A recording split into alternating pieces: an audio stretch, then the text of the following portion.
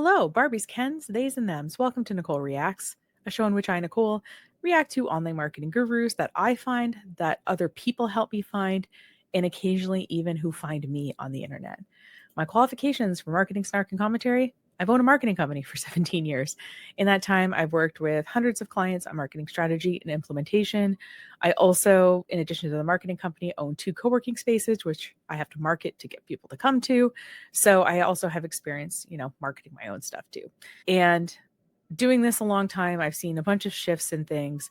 And so I see marketing gurus come and go. And about 4 years ago, decided to start making content about it because I might be a random person on the internet, but I do know a lot about marketing. I swear. Today's person comes from friend of the channel, Alex. I have never heard of Codie Sanchez before. Alex and I were having an online conversation about work and things, and she started telling me about some gurus. So stick around. If you like this video, there's going to be some more Alex recommended gurus coming up. But if you have a guru you want me to react to, a certain video you want me to react to, things like that, you can leave it as a comment on this video and I will see it. Or if you're more shy, you can slide into my DMs on a variety of platforms, or you can contact me through the Breaking Even website on the contact form.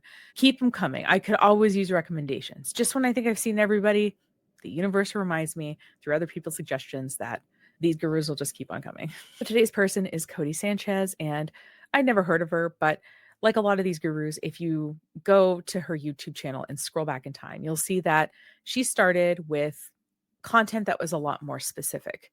And then what happens is, as these people build an audience, as they make more money, suddenly it's all about mindset and very general things, which personally I find hard to react to. I'm a marketing person, and it's not like you can look at my lifestyle and compare it typically to these people's lifestyles. We, of course, know that a lot of these people are faking their lifestyle. That's neither here nor there. But I did find this one video, which seems sort of marketing and branding adjacent, which I want to talk about today. And that's called Why Looking Poor is Important in 2025. Now, I'm sure that you're thinking like, oh, that seems like a weird video to make. I think this is what the thesis of the video is going to be. As you know, we're at a time in history. We're in an eat the rich era. And so while you could post a video of your third yacht, giving it a tour in 2010, and maybe had people on YouTube being like, cool yacht, bro, or like, oh, I wish I had one of those.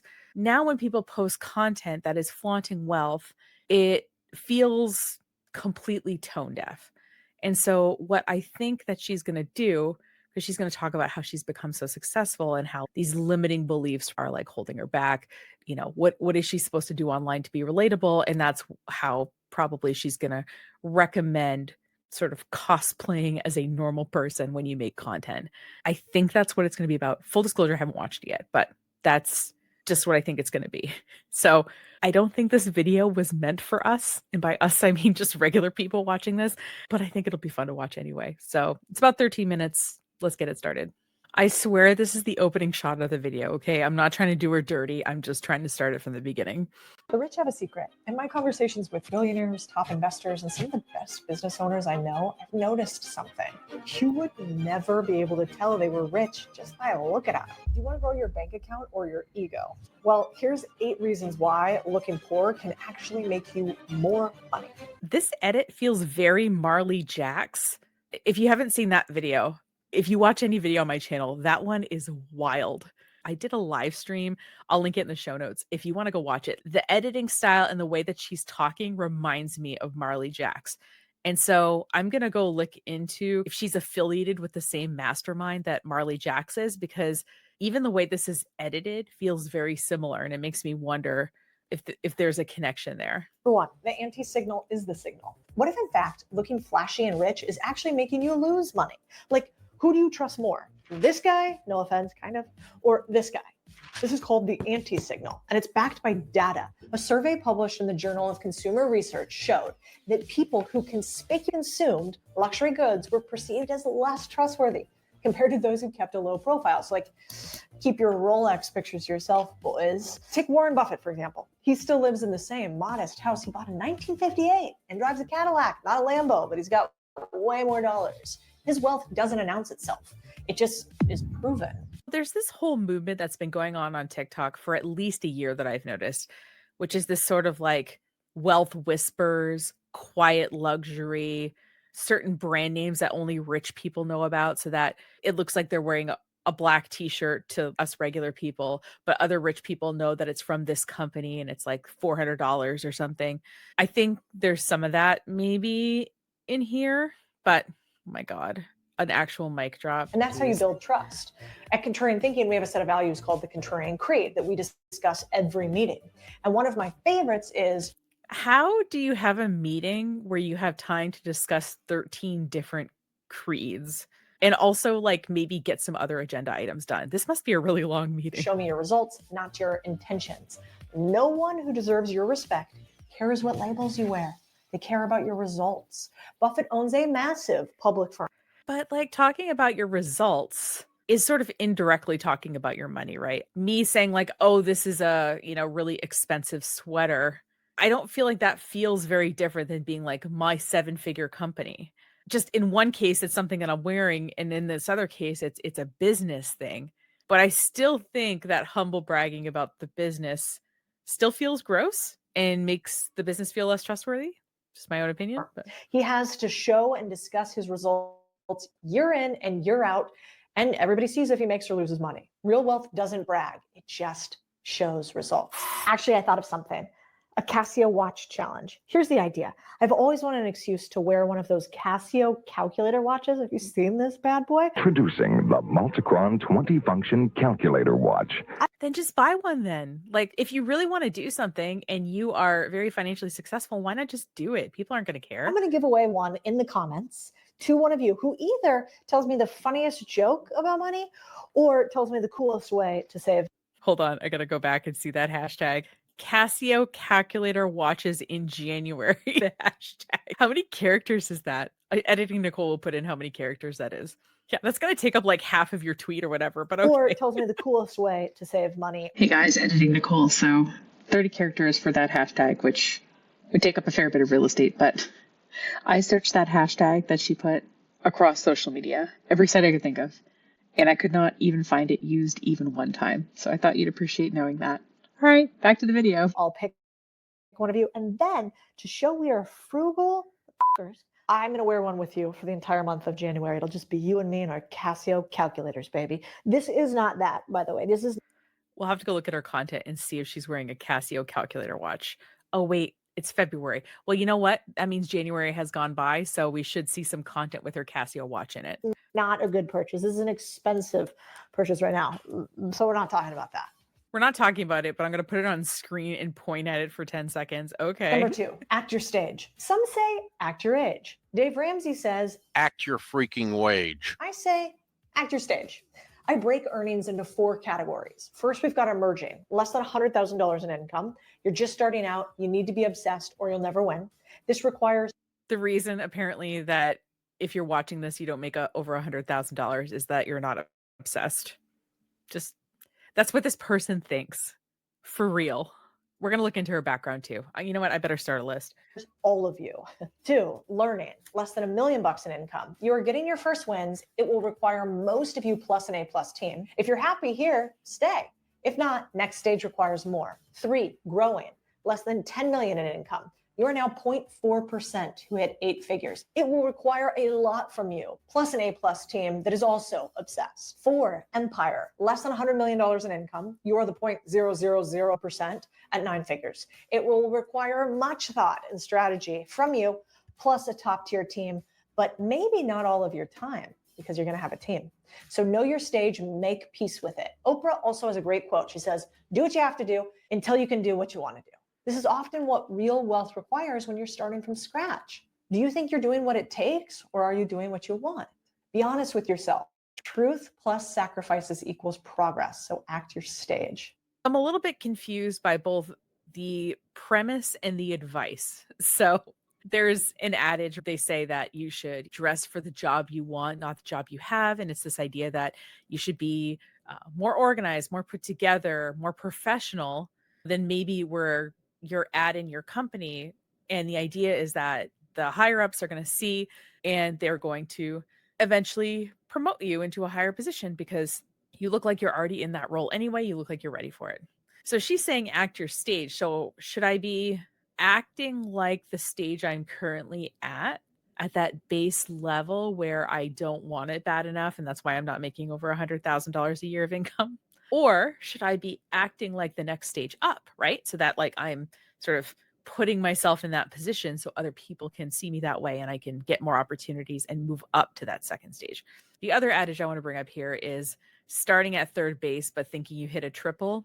And I'm just really curious. She like made it a point of showing her expensive watch. She's wearing like multiple gold chains. Her hair has been blown out. She is really projecting this image of sort of wealth and success. And what I'm really curious about is she thinks in her mind, right, that it's her mindset and how hard she worked that got her there. I'm just really curious at kind of what stage she started. I think that would inform us more about whether her advice is applicable to those of us who didn't start there. But let's get back to it. Here's the thing about the rich. They get wealthy quietly. No flashy cars, no overpriced gadgets, just calculated moves that grow their money over time. You know what's kind of ironic though? The best opportunities are often the least exciting. Real estate, for instance, not glamorous. You don't get bragging rights for owning a portfolio of multifamily units or warehouses, but you can get more stable returns so you can build wealth that lasts generation. That's where this company called Fundrise and its flagship fund comes in. It's the no fluff. I'll have to see if the caption she's disclosing an affiliation with this company. She does have something on the screen that says carefully consider investment objectives and all that. And let's see, it's called the flagship fund. Okay. I can't find a pen, so I'm having to write it on my phone way here. to start building your real estate portfolio without needing millions. Usually most people don't ever get access to private market real estate deals. So this is a great way I wonder if this is the Grant Cardone real estate thing. to start with a few thousand and grab a seat at the table with the wealthy, just without the sky-high buy-in. Quiet wealth isn't about hype, it's about actions that speak louder than hype. That's where the Fundrise Flagship Fund comes in. Thanks to Fundrise Flagship Fund for sponsoring this video. Get off the hedonic hamster wheel. This is like a real thing. It's also called hedonic adaptation if you want to get fancy with it. Okay, at least she disclosed it. I kind of wish she would have disclosed it a little bit earlier. Oh, maybe not. Thanks to Fundrise Flagship Fund for sponsoring this video. Get off the hedonic hamster wheel. This is like... I'm confused whether this is a continued part of the advertisement or if she says thank you for sponsoring this video is kind of the end cap of that. So I guess we're going to keep watching, but I'm not sure if the hedonistic hamster wheel is part of the real estate investment. I don't think it is, but if she would have kind of bookended the advertisement by adding some background music or changing like what she was wearing or something, if there was some way that we could tell the beginning and end of the advertisement, that would be super helpful. I think we just got the end saying like, oh, by the way, this was sponsored, this Fundrise company. I'm going to look into that though. A real thing. It's also called hedonic adaptation if you want to get fancy with it. But this idea is that no matter how fast you run or what happens to you, eventually you go from wanting something to trying to get it, to achieving it, to happiness, to adapting to that happiness, to eventually wanting something else and going back into the... I appreciate that she's a fellow woman with terrible handwriting because this is what it would look like if I did it. Like the funnel video I did, I had to redraw that thing a couple of times before it was neat enough to be understandable. The hamster wheel again, like this vicious cycle is why so many of us continue to shift how much money we have to make until eventually we're on our deathbed thinking, what am I going to do with all this paper? Mold. Should have spent it.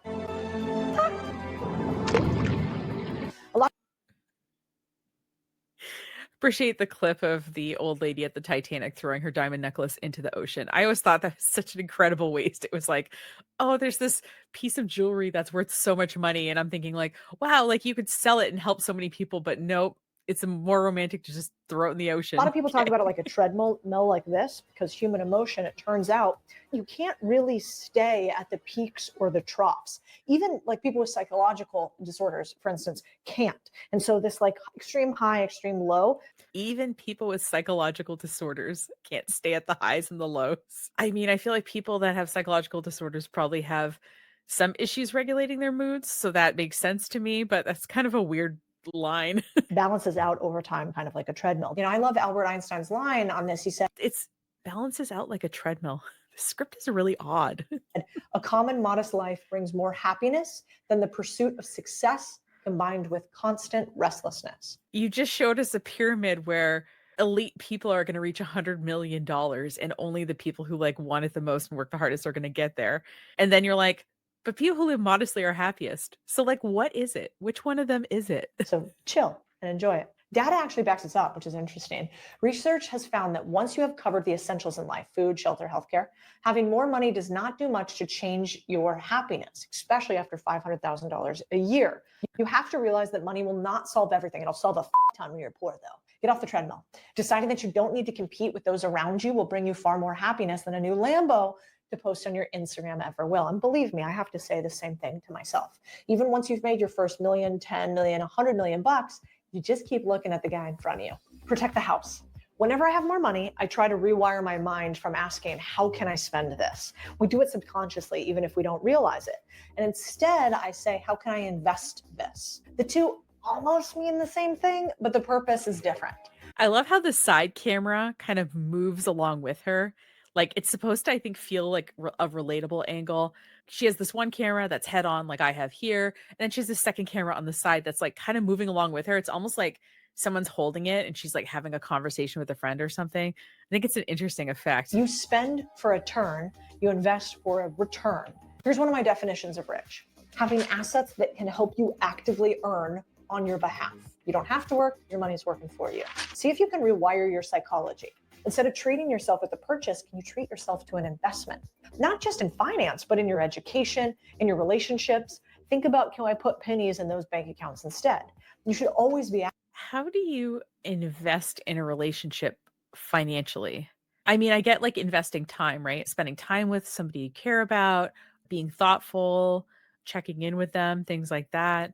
I'm just trying to think of how to financially invest in friendship other than buying your friend something or buying your romantic partner, family member.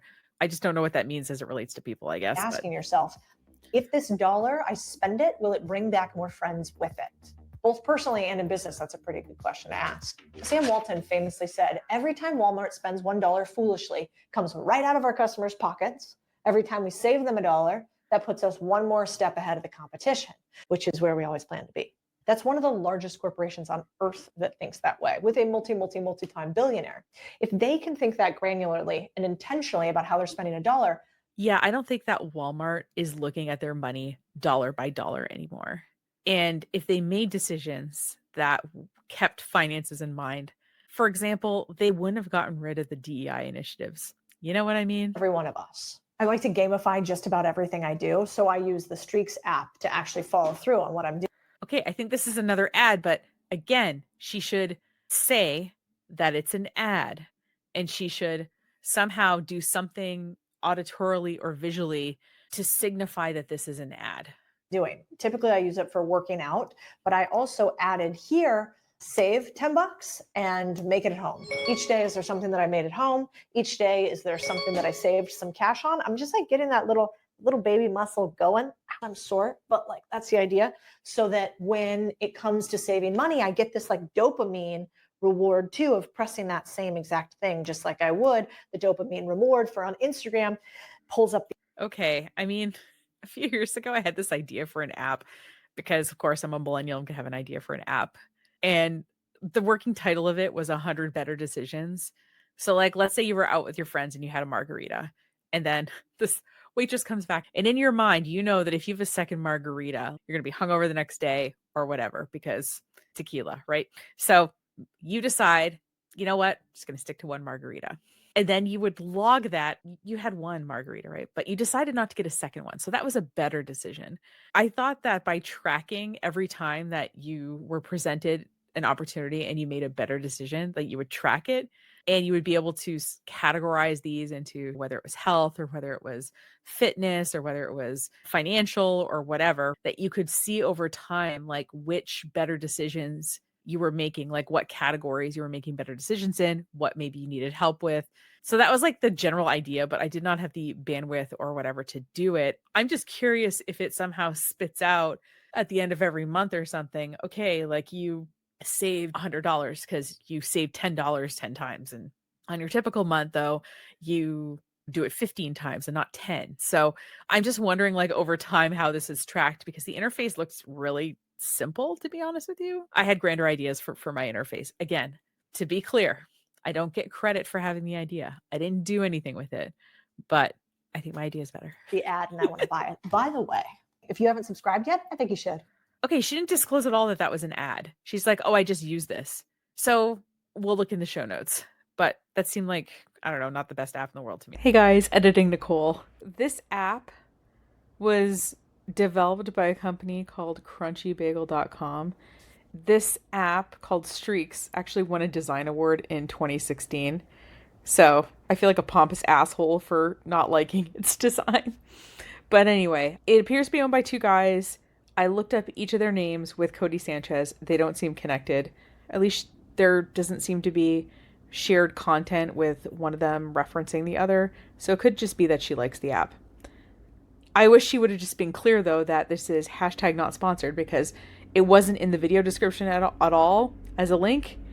And it kind of felt like the other ad felt. She didn't say thanks for sponsoring at the end, but it had a similar feel. So again, if people disclose their sponsorships, their affiliates and all that, I'm totally fine with it. It's when they don't that it bugs me. Okay, let's get back to it. It'll be fun.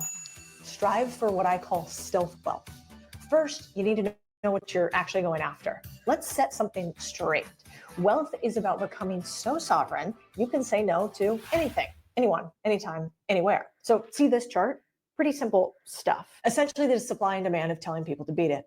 There's a chart on the screen called the F-off chart. And I appreciate that she drew it in her notebook and then it was like, you know what? This doesn't look very good. I'm going to make a visual representation in some graphic design program. I appreciate that she did that. The more wealth you build, the more F-offs you're basically allowed. You see, for many, rich has become something dirty, flashy, loud. Most people will spend 90,000 hours of their life on making money. It may not sound great to say your goal is to get rich, but hey, you can't deny that you might as well try to build a whole lot of wealth. Didn't we just see an Einstein quote 5 minutes ago that was like, a modest life is better? Like, the vacillation throughout this video is so interesting to me. Like, if you're being like, listen, I want to be rich, just own it. Do you know what I mean? Working all that time. So instead of saying, get rich, here's what you want. You want to grow, maintain, and accumulate real, durable wealth. Not money to gain attention, but money to be sovereign. Okay, you see how this side view, it's like kind of moves along with her? I like this quote. The goal isn't more money. The goal is living life on your terms. This is Chris Brogan that she has on the screen. I wonder if she'll credit him with saying it. I did a video about Chris Brogan previously. I'll link it in the show notes if you want to see what I think about all that. By the name of Chris Brogan. Okay. My thought here is an FU fund is basically enough money where you can say FU to anybody at any time. Everybody has a different number. For me personally, I think you probably can find another job within a 3-year window if you are a hard worker no matter what. So your real FU fund is probably what your expenses are. I love how she's like, my FU fund. And I was like, okay, like, what's her number? Like, what is her number that she feels like she'll have accumulated where she can do whatever she wants? I don't even know how I'd go about calculating that number. I guess if I like owned a home and was able to pay it off and then knew, I guess, what my taxes generally were going to be, like if I was, I guess, able to like see where I was going to be sort of semi-permanently and then do a bunch of math related to my typical spending and then multiply that by a certain amount of years, maybe increasing a little bit or a lot bit for inflation over time. But I'm guessing for most people, that's like, I don't know, you could be like $100 million or something. If you have enough money where you can live off the interest, I feel like that is FU money. And then obviously you have a big reserve. So if I'm just living off the interest, let me just look that up real quick. Okay, you'll appreciate this. As I was, you know, when you are in Google and you start typing in a search term and it tries to autofill it for you. So I started typing in, how much does $100 million? And the term it wanted to type in was weigh. So I'll check that in a second because now I'm curious how much $100 million weighs. But if you earned 2% interest on $100 million, you would obviously earn $2 million a year, which I think most of us can probably live off of. So let me do a little bit more math. Apparently, in case you were curious, $1 million in $50 bills weighs approximately 44 pounds. You're welcome. So if you had $1.2 million saved up, and you wanted to just draw the interest and live off of it, if that money was making around a 4% return, which is stock market is typically higher than that, savings accounts are typically lower than that, you'd be able to pull out about $50,000 per year. So I think a lot of us, if we had $1.25 million, we could probably live off of the $50,000 of interest without having to work. If you had 1.25 million, if you made approximately 4% a year on that, obviously it would vary year to year. So maybe you'd want your nest egg to be even a little bit bigger than that. But if you made 4% a year, you could draw $50,000 without even touching the principal. The principal is what you'd keep earning interest on. If we wanted to put our money instead in a less risky option, like a savings account that earned us 0.5% interest, we would have to put $10 million into that account to be able to draw $50,000 a year in interest to live off of without touching the principal. It seems like for most of us, $10 million would be it, right? Because it could earn 0.5% in like a savings bond or in some kind of savings account that paid interest off of a low rate. And we would be able to draw out $50,000 a year, which I think a lot of us could live off of. A lot of us do live off of. The part of me is like, okay, you're acting like you've done it before. So you clearly have FU money if you're able to live off what the average American lives off per year. So why not stop working? Why are you continuing the hustle of getting people into your programs and stuff? Thanks for going on the math tangent with me. You know how much I love this. Are over any 3-year period of time. If you got that money saved up, F you to anybody you don't want to work with. The lie detector. If you have 3 years worth of expenses saved up, that's not you living off the interest though. So like, let's say you made $50,000 a year. Let's use the same numbers. 50 times 3, 150,000. If you had $150,000 saved up, you feel like that's FU money? I don't think so. I think you need more than that. Detector test. You don't have to be Einstein to formulate the best way to keep more money is to save more than you spend. That is the number one rule, really. The number 2 rule is put those savings to work. Right now, unless you're in a tight spot, you're almost definitely spending more than you absolutely need to. In fact, that's what most Americans do today with their spending limit. So here's a test to run down. I mean, I don't think a lot of Americans spend more than they make because they're buying luxury purses. I think most bankruptcies in the US result from medical debt. So I think it's more like get cancer and don't have $1 million lying around to pay for it. Write down everything you're spending money on, but don't do anything with it. Write down everything you spend money on with a Sharpie marker on a yellow legal pad, Yeah. okay? Declare out loud, yes, out loud, that you need every single item on the list. And then actually go through and examine each item. If there's something you don't really need, This is giving very much like stop buying lattes, Dave Ramsey financial advice. I mean, if there is something that keeps you happy that costs you $10 a week, like just do it. My failed the lie God. detector test, and you should ask yourself if you can cut it. This extra is called bloat. Happens naturally, like your Bloat. I liked her little. stomach after you eat. In fact, the Bankrate survey found that 84% of Americans underestimate how much they spend on non-essential items like dining out and streaming services. 84%. So odds are you're one of them. Just look at this. As of August in 2024 compared to January 2018, low income. I love how she's showing a graph, but she's cropping off like the y-axis, so I can't even see like what it's indicating. And then there's blurriness around the edges, so I can't read the explanation of the graph either. I don't know if you're gonna show a graph, just show the whole graph. Let me see it. Let me interpret it for myself. Income households, real average spending was up almost 8%. Middle income households up 13%. High income households up 16%. It's kind of like So high income households are spending a larger percentage of their income off of non-essentials. Wow, that is shocking to me. like a treatable disease that will weigh you down and wear you down over time unless it's dealt with. I stopped that by trying to go on a diet every year, and I do a 20%. God, I really hate it how thin people equate thinness with virtue. I go on a diet every year.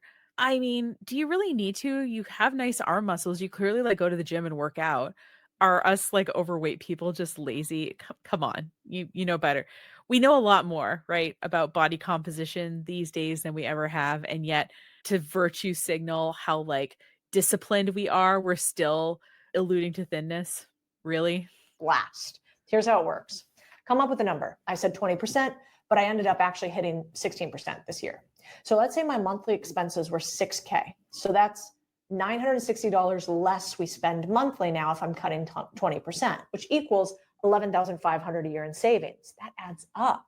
Now, it might sound like a lot to cut that much, but think about it this way. The average American subscriber pays nearly $1,000, 77 bucks a month for streaming subscriptions. I would love to look at the number of streaming service subscriptions right now versus 2 years ago. I bet a lot of people have cut streaming services in light of recent economic hardship. Hey guys, it's me again. So, Americans spend on average of like $44 on streaming services, not 77, and they're spending 23% less than they were a year ago due to economic hardship. If you're wondering why I continuously fact check these people on these videos, it's because this shit is so easy to look up. And this video was filmed like 2 months ago, okay? It wasn't filmed like 2 years ago, and we can be like, oh, okay, like there was different data back then. This was filmed very recently. And so we're not all poor because we don't work hard enough and that we have streaming services. Like, can we stop this discourse? 31% of Americans use third-party delivery apps, DoorDash, Grubhub, at least once a week. I was doing a lot more than that. 79% of Americans confess to purchasing items they never end up using, and they don't return them. And 25% report buying unused items at least monthly. The tip? Start with subscriptions. I call these the silent killers. Set it and forget it is a great business model unless you're paying for it and doing the setting and forgetting. A great way. I'm surprised you didn't bring in a sponsor. This app helps bring in all your subscriptions and shows you where you're spending money every month and lets you auto cancel within the app. I feel like that would have been a natural one here. Way to stay poor is by being so afraid of losing money that you always. I made my millions by brewing my own coffee at home, said no one ever. Okay, I'm glad we're acknowledging that people spending money on small things that make them happy is not going to make them $100 million, and instead is just going to make them sadder. Okay, I hope that's what we're saying. Bunt and never take swings. By the way, baseball references. Here we are. If you want to achieve real wealth and not just savings, you got to create. You'll need to build or invest, not just save. You got to put money to work. Here's the harsh truth. Saving money won't make you rich. It keeps you afloat, but wealth grows through compounding and value creation. Kind of got to have all. The average savings account earns 0.5% interest annually. Oh, that's funny. I made up 0.5% as my low interest return on a savings account. Apparently I was accurate. Wild. Compare that to the S&P 500's about 10% a year. Over time, the difference is staggering, especially when inflation is like anywhere from 3 to even 8%. You can spend all the time you want brewing your own coffee from home, and nobody's made millions doing that.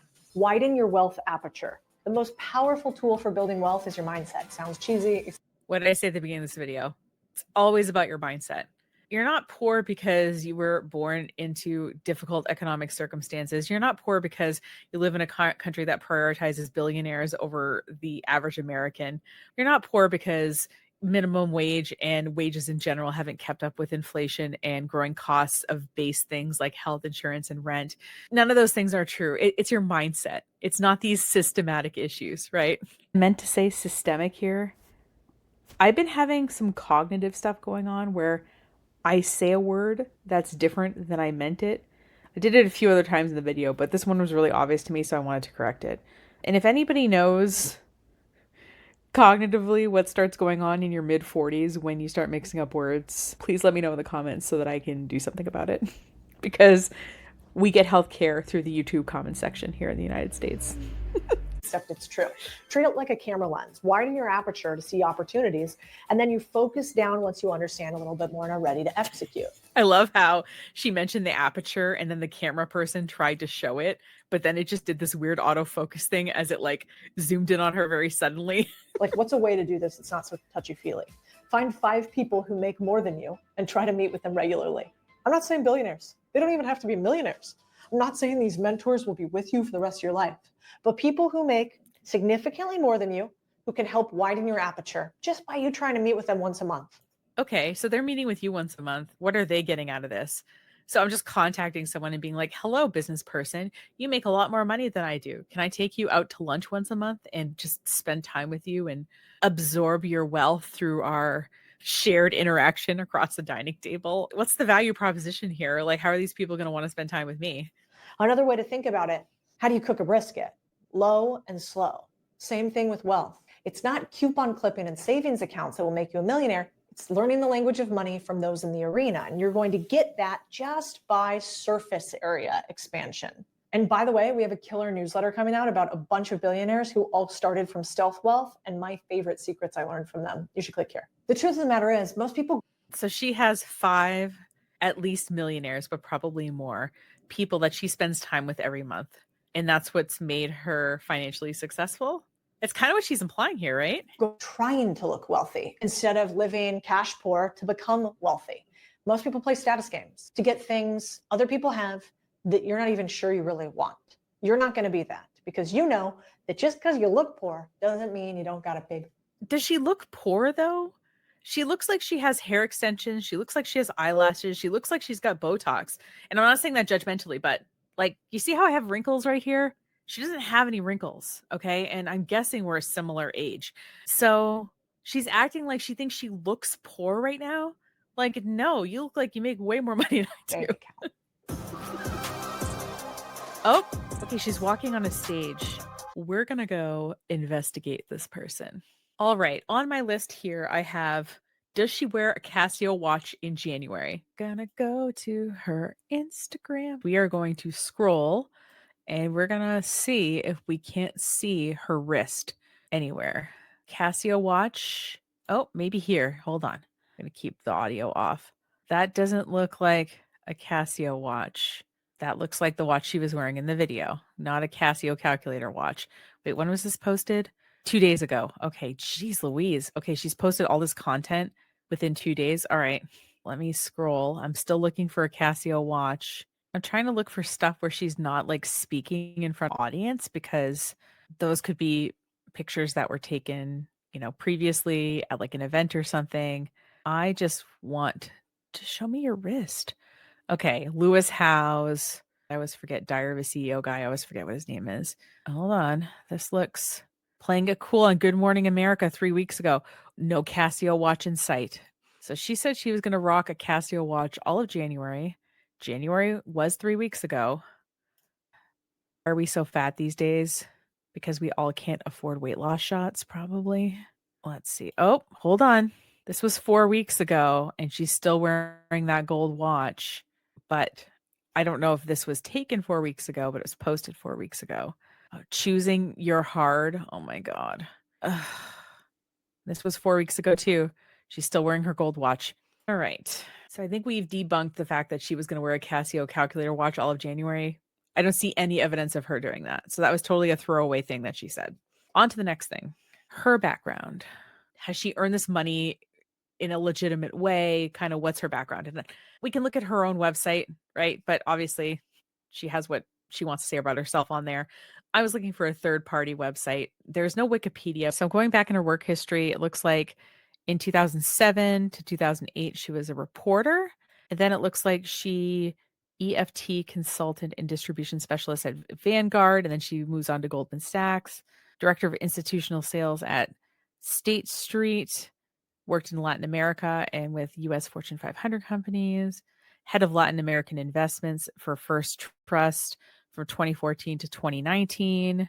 And then it looks like in 2019, she got into Entourage Effect Capital, which is one of the first growth equity firms in the cannabis industry.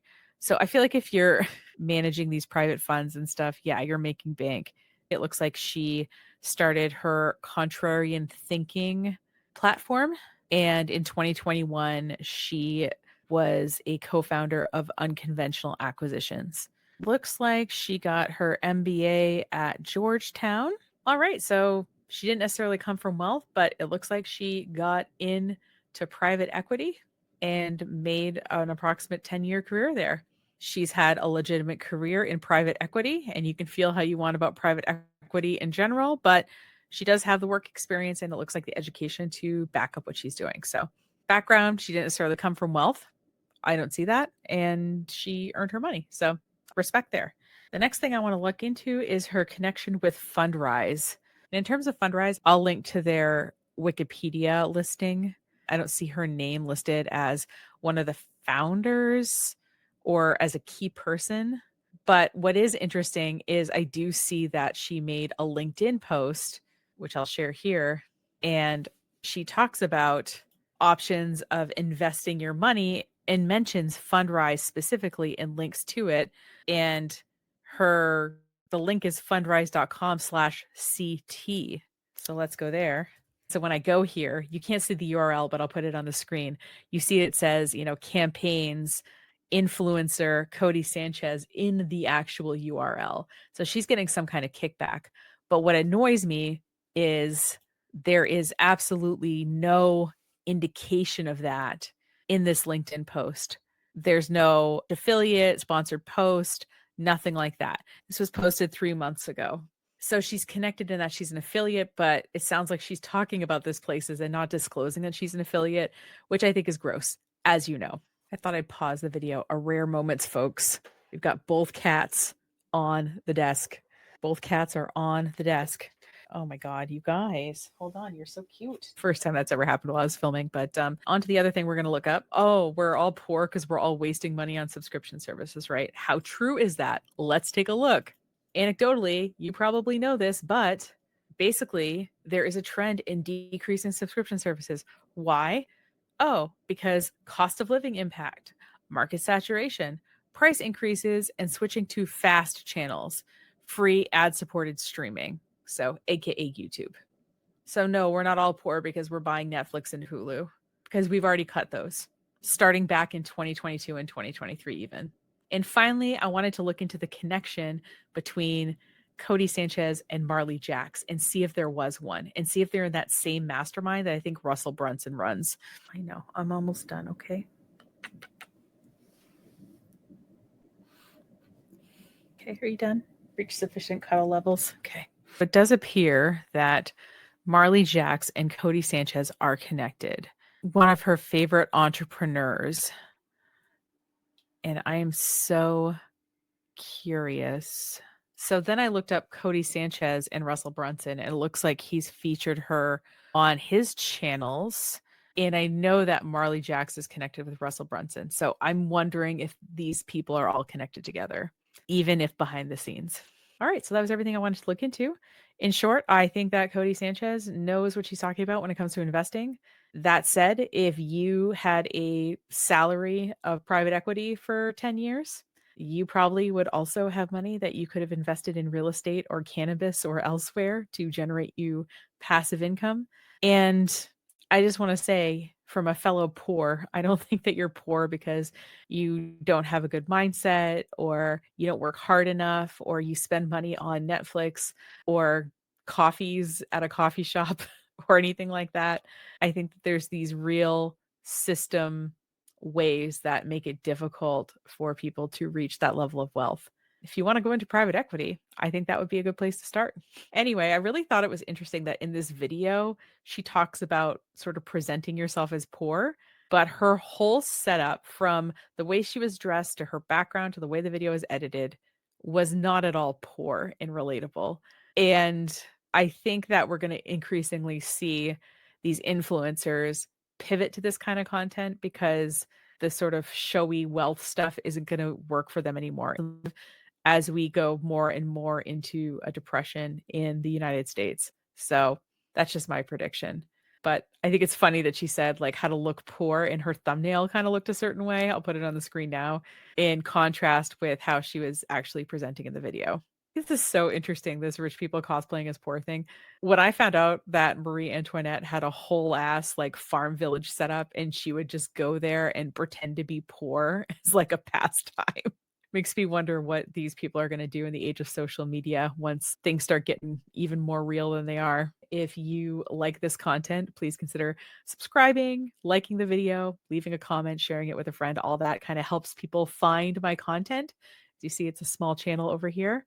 A good way to lightly keep in touch is through the email newsletter. It's a monthly newsletter. Feel free to subscribe if you want to sort of hear from me about once a month there. And if you like the Nicole Reacts content where I react to gurus, there's a whole playlist called Nicole Reacts to Online Marketing Gurus, and you can watch over 100 videos of this content. Or if you want, you can just go to the blog, breakingeveninc.com/blog. All of the Nicole Reacts videos are there, as well as literally thousands of posts about social media, running a small business, marketing, that kind of thing. Thanks so much for spending some time with me today. And remember, these gurus will just keep coming and trying to blame your lack of success on your mindset. But the good news is you have a friend, that's me, in the marketing industry who is here to give you actual marketing tactics and advice and is not afraid to call them on all their bullshit. Take care, and I hope to see you in the next video.